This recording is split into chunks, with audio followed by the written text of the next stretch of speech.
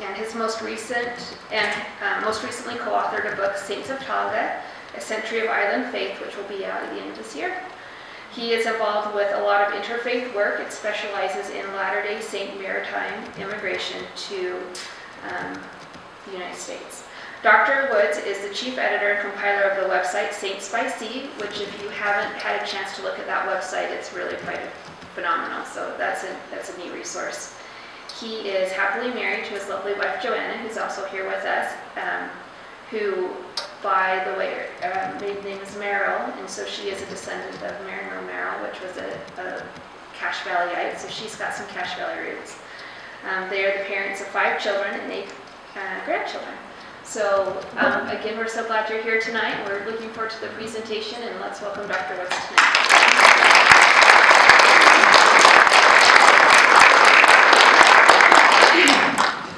Can you hear me okay over here? I'd rather just stand over here and click rather than using the mic. Can you hear me? Yeah, okay. So anyway, I'm so happy to be here with my lovely bride, Joanna. We're celebrating our 40th wedding anniversary this year. And I robbed the cradle, and anyway, I'm just so glad. Best thing I ever did was marry Joanna Merrill. And she's got McGuffin Scottish blood in her veins. And anyway, we're just glad to be here. And I'm so glad Mayor Bailey's here. And Jamie, thank you for the invite and introduction. And Kent, thank you for your kindness tonight. And I know we have to be out of here for sure by 8:15 because of this game, and he's warned me. So I'm gonna be true to that. But it's so wonderful to see different folks here. Thank you to the scouts that helped out. I think this was Brett. This was his first time posting colors, right? That's awesome. And a lot of smaller, simple things. But anyway, my wife and I just got a brand new calling, and we're working with the Scouts. How about that? So, and the Cub Scouts, actually. So we're kind of excited about this. And anyway, so good to be with you. Amazing Grace. Wow. My life, I grew up in Southern California, streetwise, and I joined the Church of Jesus Christ of Latter-day Saints when I was just turning 20 years old. And there was a good old boy in this region that worked for Van Gas that I'd have one group that wanted me to go one place for beverages and another one for a soda, and it was kind of a tug of war. But this brother Sorensen, anyway, good man. I joined the church, changed my life, went on a mission to Australia at 21. Came back at 23 and started college. My high school GPA was a 1.7. If you've seen the movie Ferris Bueller's Day Off, you know, that was me, okay? Most mischievous. But anyway, just glad to be here. I love history. My students call me Brother Woods at Brigham Young University. I just love to work with the youth. I've been a YSA bishop the last 4 years and got a 2-week vacation, and now we've just been called into scouting. And so, but anyway, the wonderful Aggieyites over here coming from Utah State, it's wonderful being here. And anyway, I wanted to show you, when Thomas Jefferson was a student at the College of William and Mary, he said that students only want to know 2 things. Which books should I read, and in what order should I read them? And I want to emphasize that because I want to give you some sources for things, because, you know, in just an hour, it's hard to do a lot of stuff in an hour, right? But I wanted you to pay attention to this. You should jot it down, where you have the website lib.byu.edu/Mormon history/. This is a compilation of everything ever written, ever published on the church about Latter-day Saints, Scottish Latter-day Saints. There's 52 sources. So this is something that you'll want to look at. There were 3 BYU professors that spent 20 years putting together this database where any topic, you have everything that's ever been written on that topic, right?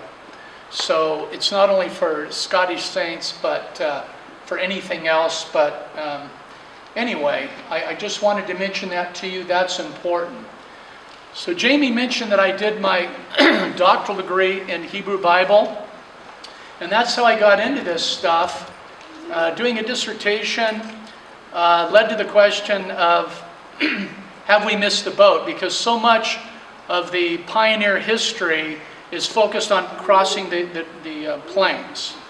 And I think we have like this cultural myopia that blurs our vision. We don't realize that 90% of the journey was by water for most of the Latter-day Saints. So I love to lecture on, the sail before the trail, or have we missed the boat, right?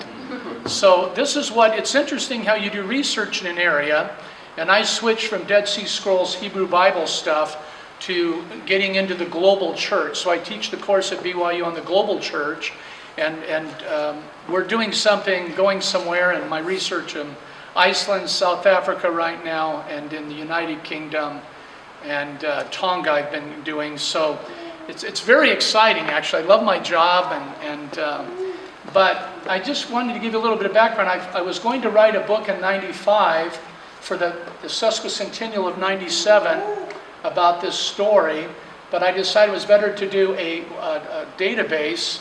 And so the last 24 years, I'm still doing that database and have collected 1,300 first-person accounts. So like when I would give a lecture time, and I'm asking, hey, do you have any first-person accounts? This is how it happens, right? But it's been going on quite a while. And it's been a team effort of working with good people that are really dedicated. And so tonight I'd like to dedicate my remarks to Wilma Hall, who I understand is 9 years old, that wrote The Windows of Wellsville. It's these kind of people that give us the information, the bricks in the wall. And I just want to pause for a moment, and just for myself, and I hope you too, just give her a round of applause for what she's done for this town.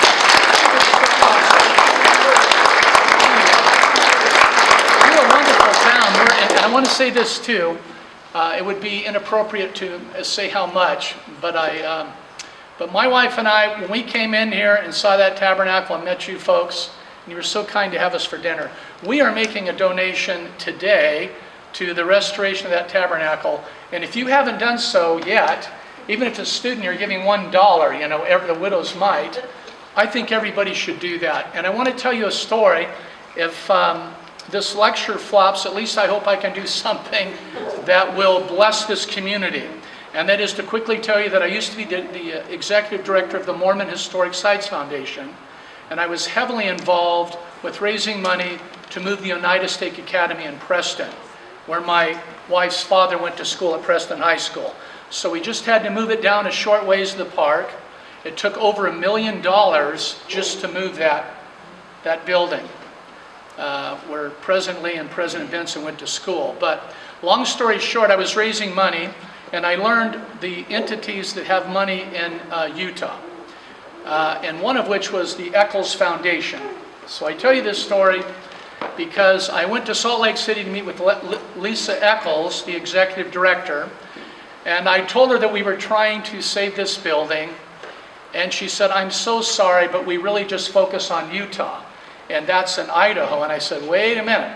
I said, those folks in Preston didn't even know that they were outside the boundaries of Utah until 1872, when they did a little research on boundaries. She laughed, and I got a check for $250,000. That's the truth. And then Larry Miller wanted to be the last donation, so he matched it, and we were able to raise the money to move that building.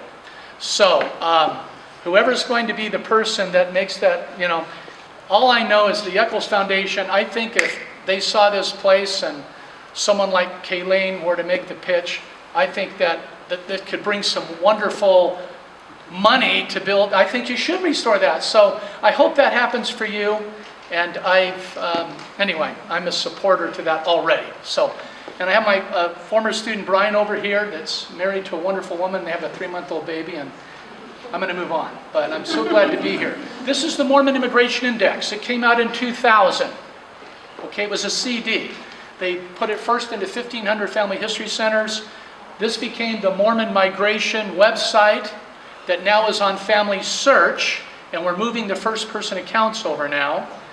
But you can see, I don't have time to go into this other than You need to take a look at this. All you do is you type in the word Scotland, and it'll bring every Latter-day Saint that converted to the church in Scotland in the 19th century like that. It will bring up what ship they came on, who were the other passengers. We scanned the original list, and then we did a TypeScript so you could search for the name.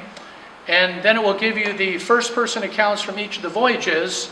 So, for example, if Peter Mon wouldn't have kept a journal, maybe a dozen other people on that voyage did. So vicariously, you can see what they experienced when they came to Zion. So you'll be able to see hundreds of references, right? Voyages and passengers. So if you, this is the old website address, and the new one, because of the church, requested to a name change, and this is just showing you what we've dug into. And but part 2, you can see what's going on, but that's the website. If you type in saintsbyc.lib.bwu.edu, then type in Scotland, eating and sleeping will become a burden for you. The students shouldn't touch it. If they're in school right now, I guess they're not. They're in between, or did you start already? Because it'll ruin your studies. It's just because you're getting it from the source and not where the cattle have muddled in it downstream. I go fast and furious. I've got too much information here. I've already put it on this computer, and I'm grateful to Ron Case, who's assisted me tonight.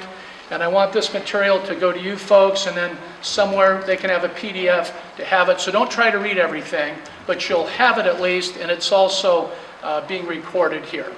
So anyway, this is very important, though, to go out if you want to get it from the source.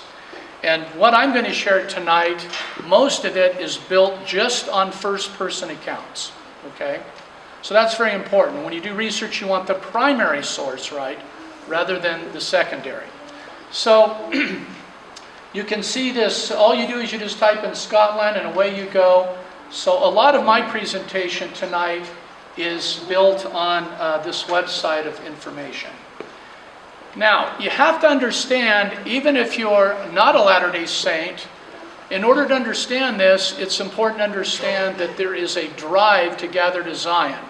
When the missionaries went out into this region, they actually arrived in Scotland in December of 1839. And they started, the first group of British saints came in June of 1840. But this is the attitude where Joseph Smith Jr., the president of the Church of Jesus Christ of Latter-day Saints, said, "Don't let a single corner of the earth go without a mission." It's this gathering of Israel stuff that you read about in the Old Testament, and you get into the New Testament. And anyway, it's just understanding that this idea that when you joined the church, when you converted, the next step was to gather or to immigrate to Zion. So in 1840, the gathering place was Nauvoo, Illinois, right? And then later, once the saints in 1847 get out to Utah, where it's so dry the lizards are wearing canteens, right? And the people are wondering, is this, Zion? I mean, if it came at a dry time, that's the new gathering place. So it's just important, I think, to understand. Now, missionaries today, they're gathering where the temple is. But today, with so many temples all over the world, the message is, don't move to Zion, the gathering place of Latter-day Saints in America, but rather build Zion where you're at. But I think that's important because it becomes the primary magnet to gather the saints. So this whole idea of gathering into one place, right? This is very, very important. You'll have the millennial star because they're thinking the millennium is around the corner before the end comes. Just quickly, Joseph Smith once asked, what was the object of gathering the Jews or the people of God in any age? Rhetorical question. The main object was to build unto the Lord a house whereby he could reveal unto his people the ordinances of his house. Okay? So that's really important to understand when missionaries are going out throughout the world, that it's not just the desire to baptize people and not to take away any of the good truths they have, but simply to build upon their good Christian background. I mean, my dad's Adventist, Mother Church of Christ, Sister joined the Baptist, just one family, 4 different denominations, and when we get together, I always try to generate light instead of heat. And I've really appreciated my family, have been a great support to our little family, even though they're not Latter-day Saints. And I just, my sister has a wonderful wine business in Napa, California, and when we get together and toast, we have Welch's grape juice, right? And I have an Italian brother-in-law that, to Dios, to Patria. He's just, and Gaetano, he wants to know why I don't drink wine. And anyway, it's a funny thing. But we got to connect with people, folks. You got to connect with people, Some of my best friends are Jewish, Catholic. I mean, connecting as a community is so important, isn't it? It's so important.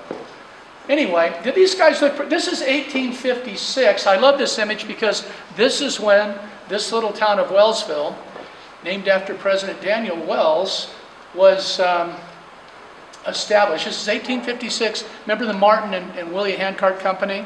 So this is this group of missionaries at that time, the same year that Wellsville is founded. And they were serious about preaching the gospel of Jesus Christ. The message that the primitive church had been restored to the earth with apostles and prophets. And it's interesting, if you've done a little bit of church history, that about the handcart companies, right? And usually on the 24th of July when they have Pioneer Day, you usually hear handcart stories, right? And yet only 3% of the folks used handcarts in the 19th century. So again, we have the kind of the cultural myopia. Now, the Willie and Martin, out of the 10 handcart companies, they were the two that had quite a bit of tragedy, 200 deaths approximately. But it's interesting with the maritime stuff I'm going to tell you, because the story that most Latter-day Saints think is because they left too late in the season, which is true, partially. The other reason is because of the Crimean War, they couldn't get ships until so late in the game. It was a rippling effect. And because they couldn't get the ships so late in the season, that's why they were leaving so late. So history, world history, all these things affect what's going on. Well, what does Saints by Sea website and other primary sources reveal about the gathering? I'm going to talk about the Scottish gathering. I'm not going to get into so much the names of the Scottish saints that settled in Wellsville. I will mention, Leishman and Mons and others here a bit, but they were serious about the gathering. Now, the primary port of embarkation was Liverpool. I mean, when I think of Liverpool before I joined the church, what do you think I was thinking about when I heard the word Liverpool? Beatles. The Beatles, right? I want to hold your hand. So, but there's something else about this, understanding this was the British mission headquarters, 2,000 pubs, a sailor's delight, right? This was an interesting place to say the least. And from the website, we have these wonderful first-person accounts. It's a harbor is 6 miles long, constantly filled with ships from every country of the world. 2,000 hits on the word Liverpool. When I did an article for the 800th anniversary of Liverpool, I really didn't need secondary sources because I had hundreds and hundreds of first-person accounts, right? So very important, whether you're in elementary school or university, primary sources. I want to get it from the source rather than when the cattle are muddling it downstream, right? It's not what my grandmother said that her mother said. It's get those first-person letters, those first-person diaries, the journals of what really happened. Because quite often the pioneers, if they wrote an autobiography 50 years later, the fish got a little bit bigger with time, right? Does that make sense? For all of us, it's just how it is. Now, this is important too, to understand that in Liverpool at this time, the Scottish saints would travel down to Liverpool. Sometimes you'd have as many as a dozen different nations on one ship. They would gather there. This was the British mission headquarters, right? And they would have people that would take advantage of you. It'd be like, sir, can I please help you with your luggage? And you wouldn't see it again. Or can I help you with your lodging, ma'am? And they might jack the price 4 times. And sometimes you have people, the Scandinavians, for example, the language barrier, all these things, but they were ripping people off left and right.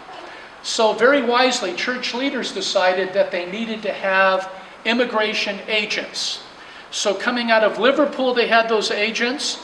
as well as when the Scottish Saints were coming into Nauvoo in that 1840 to 45 period. And so you'd